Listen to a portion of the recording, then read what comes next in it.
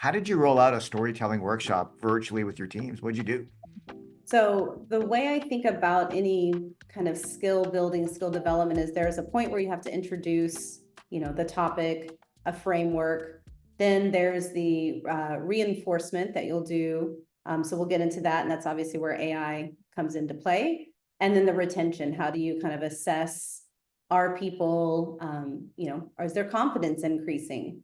So from a kickoff perspective, we introduced a framework, super simple, 5 steps.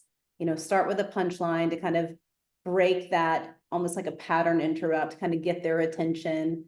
And then going into the context and the journey, kind of the pre-DISQO, challenges they had, how we address those, the benefits, results, and then the question, always a call to action. In our scenarios, what we were really focusing on is, as I mentioned, kind of being more effective in our discovery, ultimately getting to the next step from a demo perspective.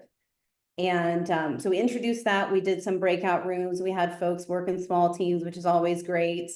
And, kind of tried it on. We got some feedback. Some of the feedback was like the punchline piece was just not quite right, their style. We had everyone from our CEO, our CRO, all our VPs, everyone involved, marketing, customer success. And it's interesting, people now in kind of all hands meetings will say, okay, we're working on storytelling as a go-to-market team, and I'm going to lead with the punchline. So it's starting to come into our, kind of everyday language and gives us a common language. That's what the framework has done. But people kind of struggled with that punchline. And then the open ending piece was also like, how do I make this really my style and how I would naturally normally say this? So we kind of said, okay, let's take the bookends of that, set those aside for a moment, and let's really focus on the middle, kind of the core components. And that's what we did in kind of the reinforcement next step was using the AI coach. We had an outline for various industries. We have different segments that we sell into, whether it's media and publishers or direct with brands or agencies direct.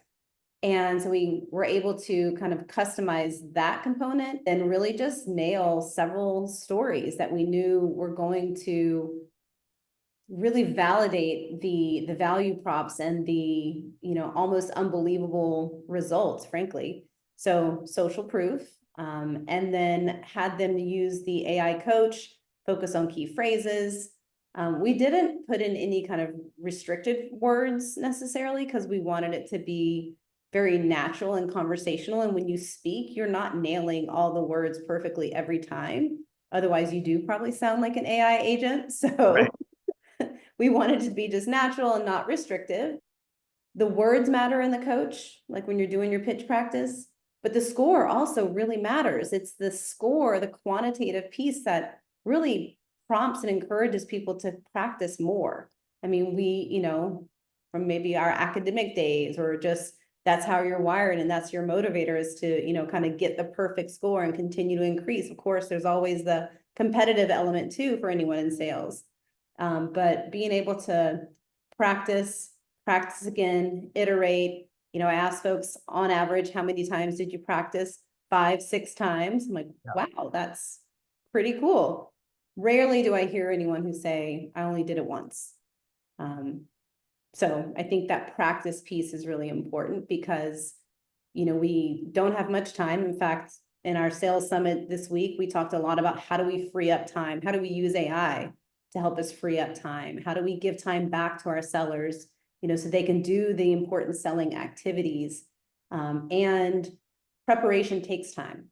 So what I've found is AI, whether it's in this kind of coach component where you're, really getting a score, doing the, focusing on the key phrases, or in a role play, it just helps make it so much more efficient and, gives people time back.